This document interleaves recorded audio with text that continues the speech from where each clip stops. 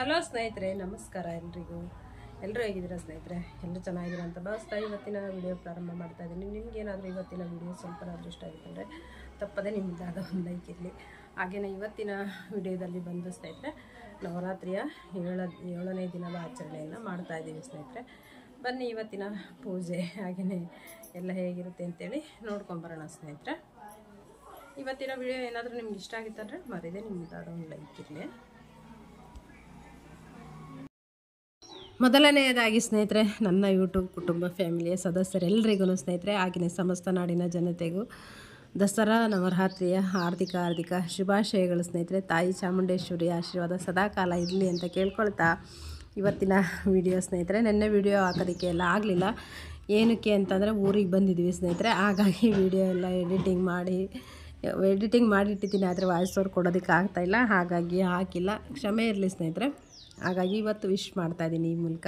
ನಿಮ್ಮೆಲ್ಲರಿಗೂ ತಾಯಿ ಚಾಮುಂಡೇಶ್ವರಿ ಆಶೀರ್ವಾದ ಸದಾಕಾಲ ಇರಲಿ ಅಂತ ಕೇಳ್ಕೊಳ್ತಾ ಒಂದು ಪುಟಾಣಿ ರಂಗೋಲಿ ಸ್ನೇಹಿತರೆ, 7ರಿಂದ 4 ಚುಕ್ಕಿದು ಸಿಂಪಲ್ಲಾಗಿರುವಂಥದ್ದು, ತುಂಬ ಚೆನ್ನಾಗಿ ಕಾಣಿಸುತ್ತೆ. ಇದಕ್ಕೆ ಕಲರ್ಸ್ ಎಲ್ಲ ಹಾಕ್ಬಿಟ್ರೆ ತುಂಬ ಚೆನ್ನಾಗಿರುತ್ತೆ, ಹಾಗಾಗಿ ಶೇರ್ ಮಾಡ್ಕೊಂಡಿದ್ದೀನಿ. ಮತ್ತು ನವರಾತ್ರಿಯಲ್ಲಿ ಏನು 7, 8, 9 3 ದಿನ ಇರುತ್ತಲ್ವ, ಆ 3 ದಿನಗಳಲ್ಲಿ ವಿಶೇಷವಾಗಿ ಸರಸ್ವತಿ ಪೂಜೆಯನ್ನು ಮಾಡ್ತಾರೆ ಸ್ನೇಹಿತರೆ. ಪ್ರತಿ ವರ್ಷವೂ ನಾನು ಮಾಡ್ತಾಯಿರ್ತೀನಿ, ಯಾಕಂದರೆ ನಮ್ಮ ಮನೆಯಲ್ಲೂ ಓದೋ ಮಕ್ಕಳೆಲ್ಲ ಇದ್ದಾರಲ್ವ, ಹಾಗಾಗಿ ಅದರದ್ದು ಸ್ವಲ್ಪ ಇವತ್ತಿನ ವಿಡಿಯೋದಲ್ಲಿ ಶೇರ್ ಮಾಡ್ಕೊಂಡಿದ್ದೀನಿ. ಅಂದರೆ ನಾನು ಯಾವ ರೀತಿ ಮಾಡಿದ್ದೀನಿ ಡೀಟೇಲಾಗಿ ಅದೆಲ್ಲ ವಿಡಿಯೋ ಮಾಡ್ಕೊಳ್ಳೋದಕ್ಕೆ ಆಗಲಿಲ್ಲ ಸ್ನೇಹಿತರೆ. ಹಾಗಾಗಿ ಸ್ವಲ್ಪ ಒಂದು ಕ್ಲಿಪ್ಪಿಂಗ್ಸನ್ನು ಶೇರ್ ಮಾಡ್ಕೊಂಡಿದ್ದೀನಿ ಸ್ನೇಹಿತರೆ. ಹಾಗೆಯೇ ಈ ನನ್ನ ವಿಡಿಯೋ ಬರ್ತಾ ಇದೆಯಲ್ಲ, ಆಲ್ರೆಡಿ ಎಲ್ಲ ಹಬ್ಬನೇ ಆಗಿರುತ್ತೆ ಸ್ನೇಹಿತರೆ, ಹಾಗಾಗಿ ಪರವಾಗಿಲ್ಲ ಆಗ್ತಾಯಿದ್ದೀನಿ ಸ್ನೇಹಿತರೆ. ಮತ್ತು ಹೂವಿನ ಗಿಡದಲ್ಲೆಲ್ಲ ಹೂಗಳೆಲ್ಲ ದಾಸವಾಳದ ಹೂಗಳು ಇಷ್ಟ ಆಗಿತ್ತು ನೋಡಿ ಸ್ನೇಹಿತರೆ. ಇವತ್ತು ನಾನೇ ಹೂವೆಲ್ಲ ತೊಗೊಂಡೋಗೋಣ ಅಂತ ಬಂದಿದ್ನಲ್ವ, ಹಾಗಾಗಿ ಅದೊಂದು ಕ್ಲಿಪ್ಪಿಂಗ್ಸ್ ತೆಕ್ಕೊಂಡೆ. ಏನೋ ಒಂದು ಖುಷಿ ಅಂತಲೇ ಹೇಳ್ಬೋದು ಸ್ನೇಹಿತರೆ. ಆ ಹೂವಿನ ಗಿಡದ್ದು ವಿಡಿಯೋ ನಾನು ಸ್ವಲ್ಪನಾದರೂ ಒಂದು ಕ್ಲಿಪ್ಪಿಂಗ್ಸ್ ಹಾಕಲಿಲ್ಲ ಅಂದರೆ ನನಗೆ ಸಮಾಧಾನ ಅನಿಸೋದೇ ಇಲ್ಲ. ಹಾಗಾಗಿ ಅದನ್ನು ನಿಮ್ಮ ಜೊತೆ ಶೇರ್ ಮಾಡ್ಕೊಳ್ತಾ ಇದ್ದೀನಿ. ನಿಮಗೂ ಇಷ್ಟ ಆಗಿರುತ್ತೆ ಅಂತೇಳಿ ನಾನು ಭಾವಿಸಿದ್ದೀನಿ ಸ್ನೇಹಿತರೆ. ನಿಮಗೆ ನಾನು ವಾಯ್ಸ್ ಓವರ್ ಕೊಡ್ತಾಯಿದ್ರೆ ನಾನು ಇದರಲ್ಲಿ ಕೇಳ್ತಾ ಇರ್ಬೋದು ನಿಮಗೆ ಹಕ್ಕಿ ಪಕ್ಷಿಗಳ ಚಿಲಿಪಿಲಿ ನಾದ ಯಾವ ರೀತಿ ಕೇಳಿಸ್ತಾ ಇದೆ. ಹಾಗೆಯೇ ನಾನು ಸ್ವಲ್ಪ ಮೇಲ್ಗಡೆ ಕುತ್ಕೊಂಡು ವಾಯ್ಸ್ ಓವರ್ ಕೊಡ್ತಾಯಿದ್ದೆ ಸ್ನೇಹಿತರೆ. ಕೆಳಗಡೆ ಎಲ್ಲರೂ ಕುತ್ಕೊಂಡಿದ್ದಾರಲ್ವ, ಎಲ್ಲರೂ ಮಾತಾಡೋದು, ಹಾಗಾಗಿ ವಾಯ್ಸ್ ಓವರ್ ಕೊಡೋದಕ್ಕೆ ಆಗಲಿಲ್ಲ. ಅದಕ್ಕೋಸ್ಕರ ಈಗಾದರೂ ಒಂದು ವಿಡಿಯೋ ಹಾಕೋಣ, ಅಪ್ಲೋಡ್ ಮಾಡೋಣ ಅಂತೇಳಿ ಬಂದಿದ್ದೀನಿ ಸ್ನೇಹಿತರೆ. ಹೂವಿನ ಗಿಡದಲ್ಲಿ ಎಲ್ಲ ಹೂಗಳು, ಸ್ವಲ್ಪ ಕರಿಬೇವಿನ ಸೊಪ್ಪು ಎಲ್ಲ ತೊಗೊಂಡೆ. ಹಾಗೆಯೇ ಸುಗಂಧರಾಜು ಇದನ್ನು ಚೆನ್ನಾಗಿ ಅರಳುತ್ತೆ ಸ್ನೇಹಿತರೆ, ತುಂಬಾ ಚೆನ್ನಾಗಿ ಬಿಡ್ತಾಯಿದೆ. ಹಾಗಾಗಿ ಅದು ಹೂಗಳು ಎಲ್ಲ ಸ್ವಲ್ಪ ತೊಗೊಂಡು ಬಂದು ಪೂಜೆ ಮಾಡ್ತಾಯಿದ್ದೀನಿ ಸ್ನೇಹಿತರೆ. ನಂತರದಲ್ಲಿ ತುಂಬ ಬಿಸಿಲು ಸ್ನೇಹಿತರೆ, ಎಷ್ಟು ಬಿಸಿಲು, ಮತ್ತು ಮಳೆನೂ ಹಾಗೇ ಬರ್ತಾಯಿದೆ ಸ್ನೇಹಿತರೆ. ನೋಡಿ ಎಷ್ಟು ಚೆನ್ನಾಗಿ ಕಾಣಿಸ್ತಾ ಇದೆ ಸೂರ್ಯ. ಬೆಳಗ್ಗೆ ಏನಂದರೆ ಸೂರ್ಯ ಹುಟ್ಟಿದ್ದು ಒಂದು 10 ನಿಮಿಷ 20 ನಿಮಿಷ ಅನ್ನೋ ಅಷ್ಟರಲ್ಲೇ ಸ್ನೇಹಿತರೆ ತುಂಬಾ ಬಿಸಿಲು ಹೊಡಿತಾ ಇರುತ್ತೆ. ಇಲ್ಲಿ ಊರಲ್ಲೆಲ್ಲ ಬಂದುಬಿಟ್ಟು ಮಳೆ ಬರ್ತಾ ಇದೆ ಸ್ನೇಹಿತರೆ. ಅಲ್ಲೂ ನಾವು ಊರಿಗೆ ಹೊರಡೋ ದಿನ ಮಳೆ ಚೆನ್ನಾಗೇ ಬಂತು.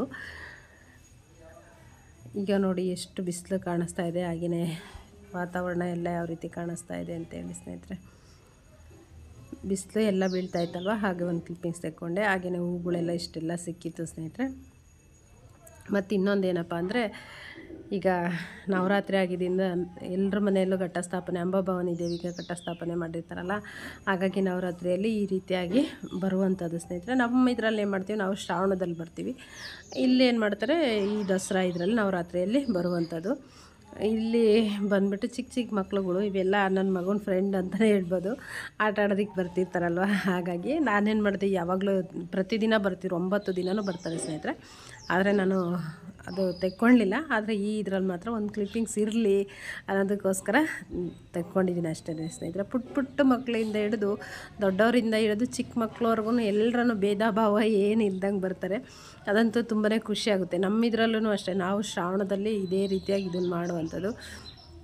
ಇತ್ತೀಚೆಗೆ ಏನಪ್ಪ ಅಂದರೆ ಸ್ವಲ್ಪ ಎಲ್ಲ ಕಡಿಮೆ ಆಗ್ತಾಯಿದೆ, ಆ ಸಂಪ್ರದಾಯ ಎಲ್ಲ ಕಡಿಮೆ ಆಗ್ತಾಯಿದೆ ಅಂತಲೇ ಹೇಳ್ಬೋದು. ಆದ್ರೂ ಈ ಥರ ಆಚರಣೆ ಮಾಡ್ತಾರಲ್ವ, ಆವಾಗ ತುಂಬಾ ಖುಷಿ ಅನ್ನಿಸ್ತಾ ಇರುತ್ತೆ ಸ್ನೇಹಿತರೆ. ನಂತರದಲ್ಲಿ ಇಲ್ಲಿ ದೀಪ ಎಲ್ಲ ಹಚ್ಚಿಟ್ಟು ಹೂವು ಎಲ್ಲ ಇಟ್ಟು ಪೂಜೆ ಮಾಡ್ತಾಯಿದ್ದೀನಿ ಸ್ನೇಹಿತರೆ. ಸ್ವಲ್ಪ ಏನು ಸರಸ್ವತಿ ಪೂಜೆ ಮಾಡಿದ್ದೆ ಅಲ್ಲೆಲ್ಲ ನೈವೇದ್ಯಕ್ಕೆ ಬಾಳೆಹಣ್ಣೆಲ್ಲ ಹೆಚ್ಚಿಗೆ ಇಟ್ಟಿದ್ದೆ, ಹಾಗಾಗಿ ಇಲ್ಲಿ ಬಂದುಬಿಟ್ಟು 1-2 ಬಾಳೆಹಣ್ಣನ್ನು ಇಟ್ಟಿದ್ದೀನಿ ಅಷ್ಟೇ. ಇನ್ನೊಂದು ಏನಂದರೆ ನನಗೆ ತೆಂಗಿನಕಾಯಿ ಬಂದುಬಿಟ್ಟು ಎಲ್ಲ ನೀರು ಇದಾಗ್ಬಿಟ್ಟಿದೆ ಸ್ನೇಹಿತರೆ. ಹಾಗಾಗಿ ತರಿಸೋಣ ಅಂತಂದರೆ ತರಿಸ್ಲಿಲ್ಲ, ಅಂಗಡಿ ದೂರ ಇರೋದ್ರಿಂದ ಹೋಗಿ ತೊಗೊಂಡು ಬರೋದಕ್ಕಾಗಲಿಲ್ಲ. ಹಾಗಾಗಿ ಹಾಗೆ ಮಾಡಿದ್ದೀನಿ ಸ್ನೇಹಿತರೆ. ಸಿಂಪಲ್ಲಾಗಿ ಪೂಜೆ ಇತ್ತು ಅಂತಲೇ ಹೇಳ್ಬೋದು. ನಂತರದಲ್ಲಿ ಎಲ್ಲ ಆರತಿ ಎಲ್ಲ ಮಾಡ್ತಾಯಿದ್ದೀನಿ.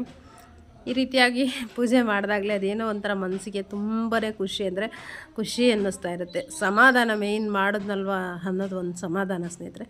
ಪೂಜೆ ಎಲ್ಲ ಮಾಡಲಿಲ್ಲ, ಏನಿಲ್ಲಪ್ಪ ಇನ್ನೂ ಈಗ ಮಾಡಬೇಕಾಗಿತ್ತು ಅಂತ ಅನಿಸುತ್ತೆ ಹೊರತು ಇಷ್ಟೆಲ್ಲ ಮಾಡಿದ್ನಲ್ಲ ಅಂತ ಖಂಡಿತವಾಗ್ಲೂ ಅನಿಸೋದಿಲ್ಲ ಸ್ನೇಹಿತರೆ. ನಾವು ಒಂದು ಒಳ್ಳೆ ಮನಸ್ಸಿಂದ ಖಂಡಿತವಾಗ್ಲೂ ಮಾಡಿದ್ರೆ ಖಂಡಿತವಾಗ್ಲೂ ಒಳ್ಳೆಯದು ಹಾಗೇ ಆಗುತ್ತೆ ಅನ್ನುವಂಥದ್ದು ನನ್ನ ನಂಬಿಕೆ ಸ್ನೇಹಿತರೆ. ನೋಡಿ, ಅನ್ನ ಬಂದ್ಬಿಟ್ಟು ಬೆಲ್ಲದನ್ನ ಮಾಡಿದ್ದೆ ಸ್ನೇಹಿತರೆ. ಹಾಗಾಗಿ ಅದನ್ನೇ ನೈವೇದ್ಯಕ್ಕೆ ಇಟ್ಟಿದ್ದೀನಿ ಸ್ನೇಹಿತರೆ. ಏನಂದರೆ ಅನ್ನ ಮಾಡ್ಕೊಂಡು ಅದಕ್ಕೆ ಸ್ವಲ್ಪ ಬೆಲ್ಲ ಎಲ್ಲ ಕರಗಿಸ್ಬಿಟ್ಟು ಸೇರಿಸ್ಕೊಂಡು ಸ್ವಲ್ಪ ಏಲಕ್ಕಿ, ದ್ರಾಕ್ಷಿ, ಗೋಡಂಬಿ ಈ ಥರ ಎಲ್ಲ ಇದ್ದರೆ ಹಾಕ್ಕೊಂಡು, ಬೇಕಂದರೆ ಸ್ವಲ್ಪ ತೆಂಗಿನಕಾಯಿ ಚೂರುಗಳಿದ್ರೆ ಚಿಕ್ಕದಾಗಿ ಕಟ್ ಮಾಡಿ ಹಾಕ್ಕೊಂಡ್ವಿ ಅಂದರೆ ತುಂಬಾ ಚೆನ್ನಾಗಿರುತ್ತೆ. ಸಿಂಪಲ್ಲಾಗಿ ಮಾಡಿದ್ದೀನಿ ಸ್ನೇಹಿತರೆ. ಪೂಜೆ ಎಲ್ಲ ಈ ರೀತಿಯಾಗಿ ಇತ್ತು. ನಿಮಗೇನಾದರೂ ಇವತ್ತಿನ ನನ್ನ ವಿಡಿಯೋ ಸ್ವಲ್ಪನಾದರೂ ಇಷ್ಟ ಆಗಿತ್ತಂದರೆ ತಪ್ಪದೇ ನಿಮ್ಮದಾದ ಒಂದು ಲೈಕ್ ಇರಲಿ. ಹಾಗೆ ಇನ್ನೂ ಯಾರೆಲ್ಲ ಸಬ್ಸ್ಕ್ರೈಬ್ ಮಾಡ್ಕೊಳ್ದೆ ನೋಡ್ತಾಯಿದ್ದೀರಾ ಪ್ಲೀಸ್ ಸಬ್ಸ್ಕ್ರೈಬ್ ಮಾಡ್ಕೊಂಡು ನೋಡಿ ಸ್ನೇಹಿತರೆ. ನೀವು ಯಾರೆಲ್ಲ ಸರಸ್ವತಿ ಪೂಜೆಯನ್ನು ಮಾಡಿಸಿಲ್ಲ ಖಂಡಿತವಾಗ್ಲೂ ಮಕ್ಕಳಿದ್ರೆ, ಚಿಕ್ಕ ಪುಟ್ಟ ಮಕ್ಕಳಿದ್ರು, ಓದೋವಂಥ ಮಕ್ಕಳಿದ್ರೆ ಖಂಡಿತವಾಗ್ಲೂ ಮಾಡಿಸೋದ್ರಿಂದ ತುಂಬಾ ಒಳ್ಳೆಯದು ಸ್ನೇಹಿತರೆ. ನಮ್ಮ ಮನೆಯ ಸರಸ್ವತಿ ಪೂಜೆ ಬಂದುಬಿಟ್ಟು ಈ ರೀತಿಯಾಗಿ ಇತ್ತು ಸ್ನೇಹಿತರೆ. ಏನಲ್ಲಿ ಪುಸ್ತಕಗಳೆಲ್ಲ ಇಟ್ಟಿದ್ದೀನಲ್ವ, ಅಲ್ಲಿ ಸರಸ್ವತಿ ರಂಗೋಲಿ ಎಲ್ಲ ಬರುತ್ತಲ್ವ, ಅದನ್ನೆಲ್ಲ ಹಾಕಿದ್ದೀನಿ. ಈ ಕಡೆ ಇಟ್ಬಿಟ್ಟು ಮಾಡಿದರೆ ಚೆನ್ನಾಗಿರೋದು. ನಮಗೆ ಊರಿಗೆ ಬರೋದು ಬೇರೆ ಒಂದಿತ್ತು, ಹಾಗಾಗಿ 3 ದಿನದವರೆಗೂ ತೆಗಿಯೋ ಆಗಿರಲಿಲ್ಲ. ಹಾಗಾಗಿ ಅಲ್ಲೇ ಇಟ್ಬಿಟ್ಟು ಸಿಂಪಲ್ಲಾಗಿ ಮಾಡಿದ್ದೀನಿ ಸ್ನೇಹಿತರೆ. ಪೂಜೆ ಯಾವ ರೀತಿ ಅನ್ನಿಸ್ತಾ ಇದೆ ಹೇಗೆ ತಿಳಿಸಿ ಸ್ನೇಹಿತರೆ. ಹಾಗೆಯೇ ಕೋಸಂಬರಿ, ಪಾನಕ, ಸ್ವಲ್ಪ ಬೆಲ್ಲದನ್ನ, ಈ ರೀತಿಯಾಗಿ ಹಣ್ಣು ಬಾಳೆಹಣ್ಣು ಒಂದೇ ನಮಗೆ ಅರ್ಜೆಂಟ್ಗೆ, ಹಾಗಾಗಿ ಅದನ್ನೇ ಇಟ್ಟು ನೈವೇದ್ಯಕ್ಕೆ ಇಟ್ಟಿದ್ದೀನಿ ಸ್ನೇಹಿತರೆ. ಸಿಂಪಲ್ಲಾಗಿತ್ತು. ಆ ತಾಯಿ ಸರಸ್ವತಿ ಆಶೀರ್ವಾದ ಖಂಡಿತವಾಗ್ಲೂ ಎಲ್ರಿಗೂ ಬೇಕು ಸ್ನೇಹಿತರೆ. ಎಲ್ಲರ ಮೇಲೂ ಇರಲಿ, ನಮ್ಮ ಮೇಲೂ ಇರಲಿ ಅಂತ ಕೇಳ್ಕೊಳ್ತೀನಿ ಸ್ನೇಹಿತರೆ. ಇನ್ನೊಂದೇನಪ್ಪ ಅಂದರೆ, ನಾವು ಚಿಕ್ಕವರಿದ್ದಾಗ ಸರಸ್ವತಿ ಪೂಜೆ ಕಡ್ಡಾಯವಾಗಿ ಮಾಡಿಸೋರು ಸ್ನೇಹಿತರೆ ಸ್ಕೂಲಲ್ಲಿ. ಅದು ಒಂಥರ ತುಂಬಾ ಚೆನ್ನಾಗಿರ್ತಿತ್ತು. ಹಾಗೆಯೇ ಸ್ವಲ್ಪ ಇಲ್ಲಿ ಸ್ನೇಹಿತರೆ ಚಿತ್ರಾನ್ನ ಗೊಜ್ಜು ಮಾಡ್ತಾಯಿದ್ದೆ. ತುಂಬ ದಿನ ಆಗಿತ್ತು ಏನಂದರೆ ಹುಣಸೆ ಹಣ್ಣಿಂದು ಚಿತ್ರಾನ್ನ ಮಾಡಿ, ಹಾಗಾಗಿ ಮಾಡ್ತಾಯಿದ್ದೀನಿ ಸ್ನೇಹಿತರೆ. ಇಲ್ಲಿ ಏನಪ್ಪ ಹಾಕ್ಕೊಂಡಿದ್ದೀನಿ, ಏನೆಲ್ಲ ಹಾಕ್ಕೊಂಡಿದ್ದೀನಿ ಅಂದರೆ, ಒಂದು ಕಡಾಯಿ ಇಟ್ಕೊಂಡು ಅದಕ್ಕೆ 1-2 ಸ್ಪೂನಷ್ಟು ಎಣ್ಣೆ ಹಾಕ್ಕೊಂಡು ಅದಕ್ಕೆ ಸ್ವಲ್ಪ ಸಾಸಿವೆ, ಜೀರಿಗೆ, ಕರಿಬೇವು, ಹಾಗೆಯೇ ಉದ್ದಿನಬೇಳೆ ಮತ್ತು ಕಡಲೆಬೇಳೆ ಎಲ್ಲ ಸೇರಿಸ್ಕೊಳ್ಳಾಗಿದ್ದರೆ ಸೇರಿಸ್ಕೊಳ್ಳಿ, ನಾನು ಹಾಕ್ಕೊಂಡಿಲ್ಲ. ನಂತರದಲ್ಲೇ ಅದಕ್ಕೆ ಬಂದುಬಿಟ್ಟು ಈರುಳ್ಳಿ, ಹಸಿಮೆಣಸಿಕಾಯಿ, ಬೆಳ್ಳುಳ್ಳಿ, ಸ್ವಲ್ಪ ಬೆಳ್ಳುಳ್ಳಿಯನ್ನು ಜಜ್ಜಿ ಹಾಕಬೇಕು ಸ್ನೇಹಿತರೆ, ತುಂಬಾ ಚೆನ್ನಾಗಿರುತ್ತೆ. ಇದಕ್ಕೆ ಹಸಿಮೆಣಸಿಕಾಯಿ ಹಾಕ್ಕೊಳ್ಳೋದಕ್ಕಿಂತ ಒಣಮೆಣ್ಸಿಕಾಯಿ ಇರುತ್ತಲ್ವ, ಅದನ್ನು ಹಾಕ್ಬಿಟ್ಟು ಮಾಡೋದ್ರಿಂದ ತುಂಬಾ ಚೆನ್ನಾಗಿರುತ್ತೆ ಸ್ನೇಹಿತರೆ. ಇದು ಬಂದುಬಿಟ್ಟು ಚಿತ್ರಾನ್ನ. ನಂತರದಲ್ಲಿ ಅದೆಲ್ಲ ಸ್ವಲ್ಪ ಫ್ರೈ ಆಗಿದ್ಮೇಲೆ ಉಪ್ಪನ್ನು ಸೇರಿಸ್ಕೊಂಡಿದ್ದೀನಿ. ಉಪ್ಪೆಲ್ಲ ಸೇರಿಸ್ಕೊಂಡು ಈಗ ಹುಣಸೆ ಹಣ್ಣನ್ನು ನೆನೆಸಿಟ್ಕೊಂಡು ಹುಳಿ ತಗೊಂಡಿದ್ದೀನಲ್ವ, ಅದನ್ನು ಸೇರಿಸ್ಕೊಳ್ತಾ ಇದ್ದೀನಿ. ಇದಿಷ್ಟನ್ನು ಹಾಕಿ ಅರಿಶಿಣ ಪುಡಿ ಎಲ್ಲ ಹಾಕಿರ್ತೀವಲ್ವ, ಉಪ್ಪು ಎಲ್ಲ ಮುಂಚೆನೇ ಹಾಕ್ಕೊಂಡಿರ್ತೀವಿ. ಇದನ್ನು ಸೇರಿಸ್ಬಿಟ್ಟು ಚೆನ್ನಾಗಿ ಫ್ರೈ ಮಾಡ್ಕೊಳ್ಬೇಕು. ಈ ಹಂತದಲ್ಲಿ ಬೇಕಂದರೆ ನೀವು ಸ್ವಲ್ಪ ಫ್ರೆಶ್ ಆಗಿರುವಂಥ ತೆಂಗಿನಕಾಯಿ ತುರಿಯನ್ನು ಸೇರಿಸ್ಕೊಳ್ಳಿ ಸ್ನೇಹಿತರೆ, ತುಂಬಾ ಚೆನ್ನಾಗಿರುತ್ತೆ. ನಂತರದಲ್ಲಿ ಇಲ್ಲಿ ಬಂದು ಪುಡಿಯನ್ನು ಹಾಕ್ಕೊಳ್ತಾ ಇದ್ದೀನಿ. ಮೇಯ್ನ್ ಚಿತ್ರಾನ್ನಕ್ಕೆ ರುಚಿ ಕೊಡುವಂಥದ್ದೇ ಈ ಪುಡಿ ಸ್ನೇಹಿತರೆ. ಇದಕ್ಕೆ ಬಂದುಬಿಟ್ಟು 1 ಸ್ಪೂನ್ ಜೀರಿಗೆ, 1/2 ಸ್ಪೂನು ಮೆಂತ್ಯ, ಹಾಗೆಯೇ 1/2 ಸ್ಪೂನು ಉದ್ದಿನಬೇಳೆ ಸ್ನೇಹಿತರೆ, ಹಾಗೆಯೇ ಕಡಲೆಬೇಳೆ ಸ್ನೇಹಿತರೆ. ಇಷ್ಟನ್ನು ಸ್ವಲ್ಪ ಚೆನ್ನಾಗಿ ಹುರಿದುಬಿಟ್ಟು ಬಿಸಿ ಮಾಡಿ ಪುಡಿ ಮಾಡಿ ಸೇರಿಸ್ಕೊಂಡಿರುವಂಥದ್ದು. ಇದನ್ನು ಹಾಕಿದಾಗ ಒಂದು ಪರಿಮಳ ಬರುತ್ತೆ ಸ್ನೇಹಿತರೆ, ಏನು ರುಚಿ ಅಂತೀರ, ಅಷ್ಟು ಘಮ ಅಂತ ಇರುತ್ತೆ. ಆವಾಗಲೇ ತೆಕ್ಕೊಂಡು ತಿನ್ಬೇಕು ಅನ್ನಿಸ್ತಾ ಇರುತ್ತೆ, ಅಷ್ಟು ಚೆನ್ನಾಗಿರುತ್ತೆ. ನಂತರದಲ್ಲಿ ಇಲ್ಲಿ ಕೊತ್ತಂಬರಿ ಸೊಪ್ಪನ್ನು ಹಾಕ್ಕೊಳ್ತಾ ಇದ್ದೀನಿ ಸ್ನೇಹಿತರೆ. ಇಷ್ಟನ್ನು ಹಾಕ್ಕೊಂಡ್ಬಿಟ್ಟು ಚೆನ್ನಾಗಿ ಫ್ರೈ ಮಾಡಿಕೊಂಡು ನಾವು ಅನ್ನವನ್ನು ಕಲಿಸ್ಕೊಂಡ್ರೆ ಚಿತ್ರಾನ್ನ ರೆಡಿಯಾಗುತ್ತೆ. ಶೇಂಗಾ ಬೀಜ ನಾನು ಫಸ್ಟ್ಗೆ ಫ್ರೈ ಮಾಡ್ಕೊಳ್ಳಿಲ್ಲ, ನಂತರದಲ್ಲಿ ಇನ್ನೊಂದು ಕಡೆ ಇಟ್ಕೊಂಡು ಅದರಲ್ಲಿ ಫ್ರೈ ಮಾಡ್ಕೊಳ್ತಾ ಇದ್ದೀನಿ. ನೋಡಿ, ನಾವು ಕಡಲೆ ಬೀಜನ ಸಪ್ರೇಟಾಗಿ ಫ್ರೈ ಮಾಡಿಕೊಂಡು ನಂತರದಲ್ಲಿ ಹಾಕ್ಕೊಟ್ವಿ ಅಂದರೆ, ಟಿಫನ್ ತಿನ್ನೋ ಟೈಮಿಗೆ ಹಾಕ್ಕೊಟ್ವಿ ಅಂದರೆ ಅದೊಂಥರ ಚೆನ್ನಾಗಿರುತ್ತೆ ಸ್ನೇಹಿತರೆ. ಹಾಗಾಗಿ ಅದರಲ್ಲೇ ಹಾಕಿ ಕಲಿಸಿದ್ವಿ ಅಂದರೆ ಸ್ವಲ್ಪ ಮೆತ್ತಗಾಗ್ಬಿಡುತ್ತೆ. ಅದಕ್ಕೋಸ್ಕರ ಈ ರೀತಿಯಾಗಿ ಫ್ರೈ ಮಾಡಿಟ್ಟು ನಾವು ಏನು ಊಟಕ್ಕೆ ಅವರು ಟಿಫನಿಗೆ ಕುಂತಾಗ ಏನಂದ್ರೆ ಕೊಡ್ತೀವಲ್ವ, ಅವಾಗ ಹಾಕ್ಕೊಟ್ಟಾಗ ಇಷ್ಟಪಟ್ಟು ತಿಂತಾರೆ. ಮಕ್ಕಳಿಗೆ ಈ ರೀತಿಯಾಗಿ ಹೆಚ್ಚಿಗೆ ಇಷ್ಟ ಆಗೋದ್ರಿಂದ ನಾನು ಸಪ್ರೇಟಾಗಿ ಫ್ರೈ ಮಾಡಿ ನಂತರದಲ್ಲಿ ಹಾಕಿ ಕೊಡುವಂಥದ್ದು ಸ್ನೇಹಿತರೆ. ಚಿತ್ರಾನ್ನ ಕಲಿಸಿದ್ದೀನಿ ನೋಡಿ, ಈ ರೀತಿಯಾಗಿ ಬಂದಿದೆ. ತುಂಬಾ ಚೆನ್ನಾಗಿತ್ತು ಸ್ನೇಹಿತರೆ. ಖಂಡಿತವಾಗ್ಲೂ ನೀವೆಲ್ಲರೂ ಒಂದ್ಸಲ ಟ್ರೈ ಮಾಡಿ ಸ್ನೇಹಿತರೆ. ಇನ್ನೊಂದು ಸಲ ಯಾವಾಗಾದ್ರೂ ಖಂಡಿತವಾಗ್ಲೂ ಡೀಟೇಲಾಗಿ ಶೇರ್ ಮಾಡ್ಕೊಳ್ತೀನಿ. ಅದು ಕ್ಲಿಪ್ಪಿಂಗ್ಸ್ ನಾನು ಆ ಮೆಂತ್ಯ ಜೀರಿಗೆ ಎಲ್ಲ ಉರಿಯೋದೆಲ್ಲ ಇದನ್ನು ಮಾಡ್ಕೊಂಡಿದ್ದೀನಿ, ಅದು ಯಾಕೋ ಬಂದೇ ಇಲ್ಲ ಸ್ನೇಹಿತರೆ. ಹಾಗಾಗಿ ಮತ್ತೊಮ್ಮೆ ಯಾವಾಗಾದರೂ ಶೇರ್ ಮಾಡ್ಕೊಳ್ತೀನಿ. ನಿಮ್ಗೆ ಇವತ್ತಿನ ನನ್ನ ರೆಸಿಪಿ ವಿಡಿಯೋ ಸ್ವಲ್ಪನಾದರೂ ಇಷ್ಟ ಆಗಿತ್ತಂದರೆ ತಪ್ಪದೇ ನಿಮ್ಮದಾದ ಒಂದು ಲೈಕ್ ಇರಲಿ ಸ್ನೇಹಿತರೆ. ಇನ್ನು ಮುಂದೆ ಸ್ವಲ್ಪ ಊರಿಂದ ವೀಡಿಯೋಗಳೆಲ್ಲ ಬರುತ್ತೆ. ಹಾಗೆಯೇ ಪೂಜಾ ವೀಡಿಯೋನು ಇನ್ನೊಂದು ದಿನ ಮಾಡಿದ್ದು ಇದೆ, ಹಾಗಾಗಿ ಅದನ್ನು ಶೇರ್ ಮಾಡ್ಕೊಳ್ತೀನಿ. ನಾವು 8ನೇ ದಿನದ ಪೂಜೆ ಎಲ್ಲ ಇದನ್ನು ಮಾಡಿಕೊಂಡು ನಂತರದಲ್ಲಿ ಊರಿಗೆ ಬಂದಿದ್ದಂಥದ್ದು ಸ್ನೇಹಿತರೆ.